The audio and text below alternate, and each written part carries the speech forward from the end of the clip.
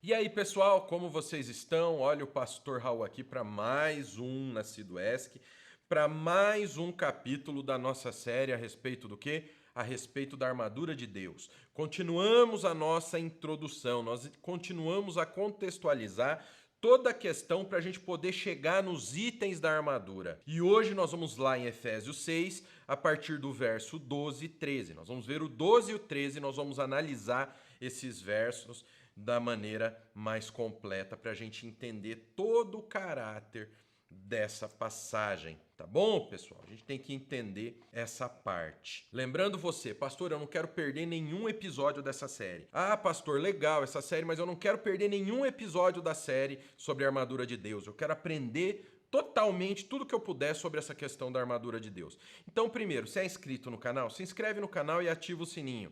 Aí o YouTube de vez em quando vai te notificar dos vídeos novos no canal. Ajuda muito.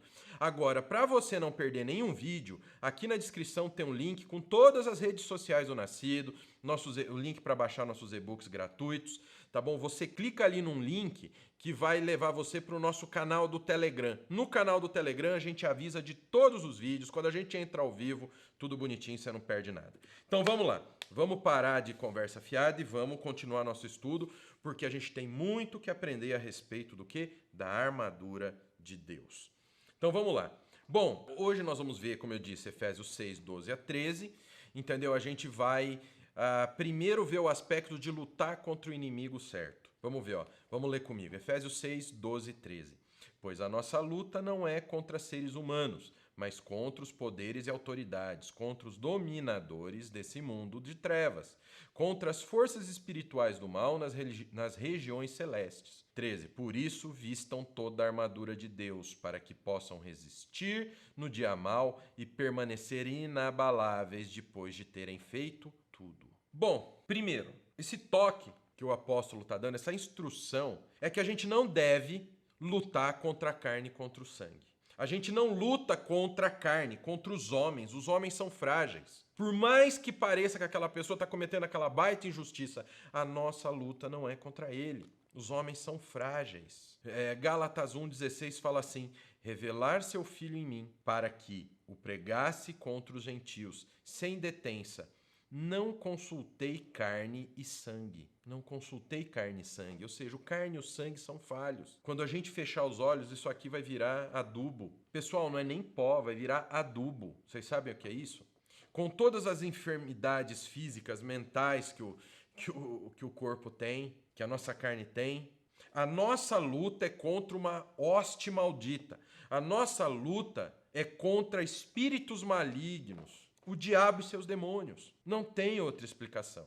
Esses anjos caídos são caracterizados como principados e autoridades, Efésios 1, 21, como governantes mundiais das trevas, ou seja, como aqueles que, sob a providência permissiva de Deus, Deus permite que eles hajam, controlam tiranicamente o mundo da ignorância, do pecado e da tristeza. E como as forças espirituais do mal nas regiões celestes, ou seja, no reino extraterreno. Eles são um espelho. Os principados e autoridades desse mundo, como por exemplo o prefeito lá da cidade que eu morava, ele está enganando a população e decretou lá, teve surto e fez uma maior bagunça lá. Entendeu? Como a gente vê esses tiranos, esses malditos que roubam dinheiro da saúde. E o interessante nessa explicação é o seguinte: eles são governantes, eles controlam o que tiranicamente? O mundo da ignorância, não como um xingamento, mas a ignorância como a falta de conhecimento sobre algo. Por exemplo, por que os governantes brasileiros roubam, deitam, rolam e aprontam tudo que aprontam?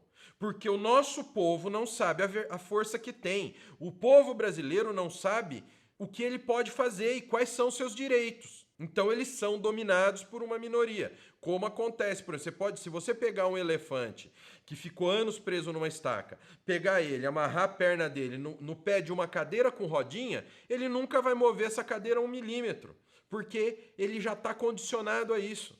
Então eles controlam tiranicamente o mundo com a permissão de Deus do quê? No mundo da ignorância, do pecado e da tristeza.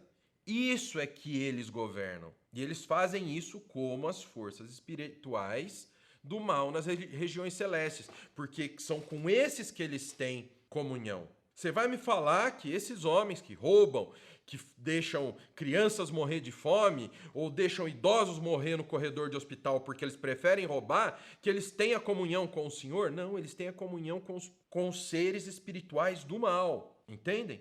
O termo regiões celestes significa em todos os lugares, incluindo aqui, o mundo espiritual. Não está se colocando, pessoal, no quê? Não está se colocando apenas lá no céu, onde o Senhor habita.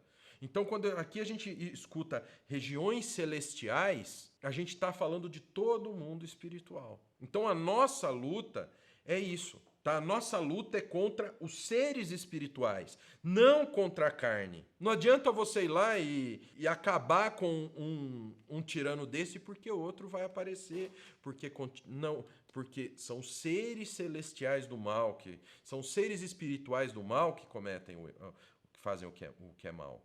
Também é denominado como império do ar, sendo que a referência é aos governantes mundiais dessas trevas.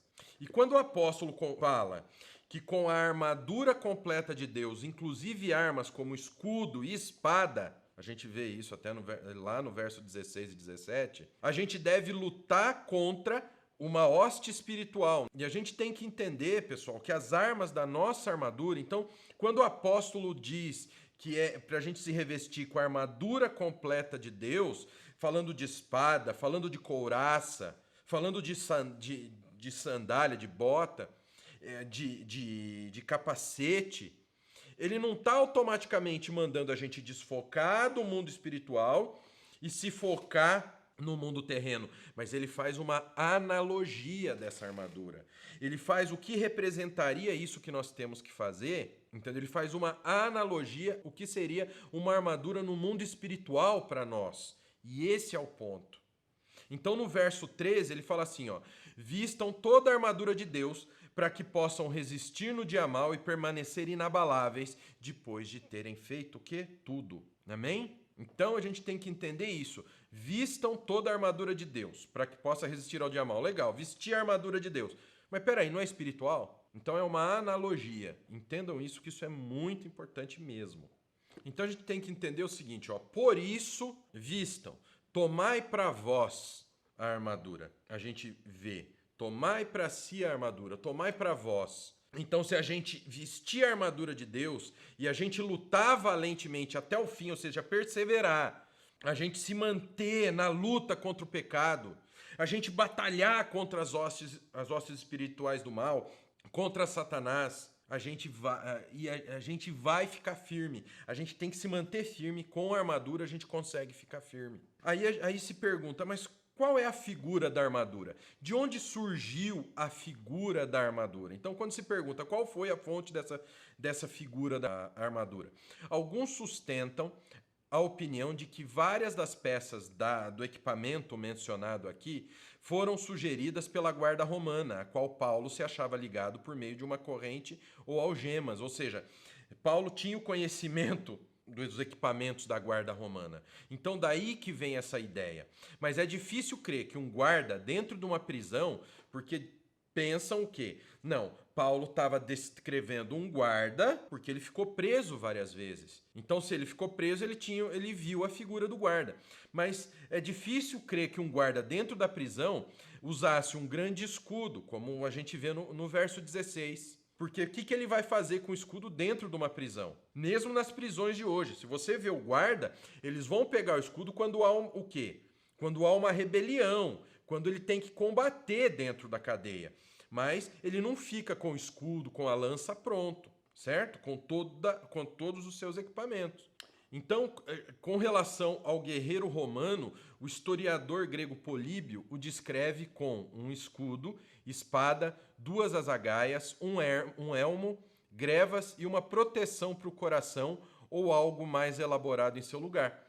Então a gente pode ver de imediato que Paulo não menciona grevas nem azagaias. Por outro lado, faz-se menção do cinturão ou cinto, por implicação do calçado.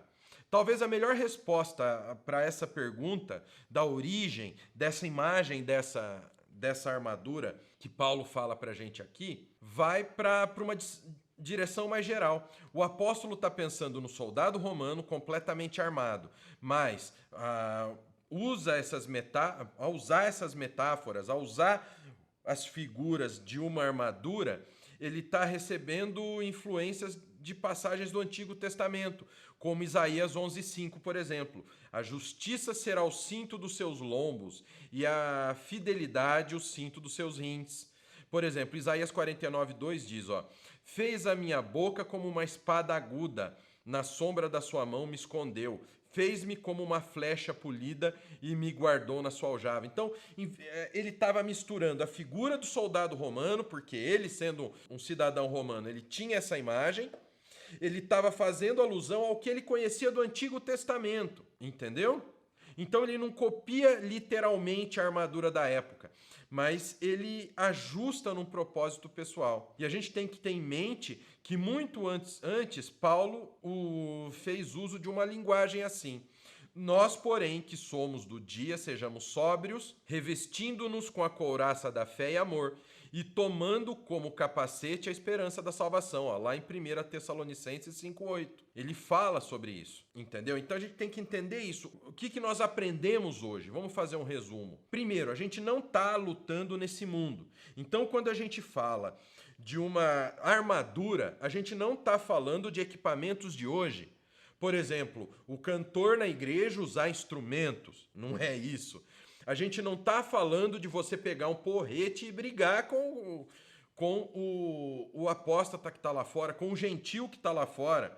Como uma vez, eu estava numa igreja lá que acreditava que os demônios incorporavam nas pessoas. Já contei essa história várias vezes para vocês. Aí o pastor falou, obreiro, dá uma surra no capeta que está aí, manifestado. A pessoa estava lá manifestada. O que o obreiro fez? Foi lá descer o bicudo na pessoa que estava lá ajoelhada manifestada.